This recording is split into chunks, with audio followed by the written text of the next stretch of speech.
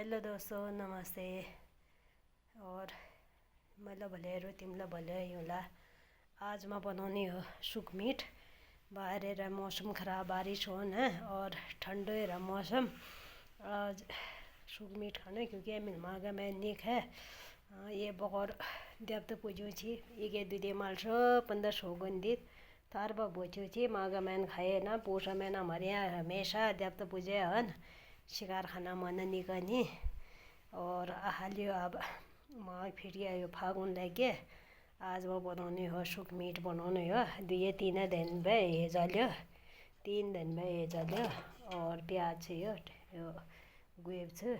यो टमाटर है यो घर के। हाँ पहले वीडियो में बताया था कि हम घर का टमाटर खाना गए यो आज यो घर का टमाटर से यो कलर भी पत्ता चल जाने कि यो घर सके यो पोला उसमें नीचे बहरे छी तिम कन्यो लगी यदि ऊंचाई में लगी यूँ पड़ने जामा तुषार पड़ने जाग में ला आशा कर टमाटर कन्यो ला रेली में यो घर का टमाटर है यो ओला पोला उसने बहरे गए छी।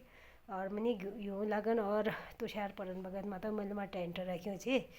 और यो छ अब यो मौसम यो बिटे में बारिश लगना यो अब हेरे हमारे बोआई जुताई टाइम हेरे यो अब ऑल बिना टाइम हो न अच्छा ला नहीं यो झर। अब झर न के खानो रात आलू पूरी खाए हाल। अब खाना का काम छ आज नाश्ता में आलू पूरी खाए। अब मीट बनानो मीट भात बनानो खानो बाकी सब काम काज के न बारिश लग रही हो खाना का काम छ आज ठीक छ।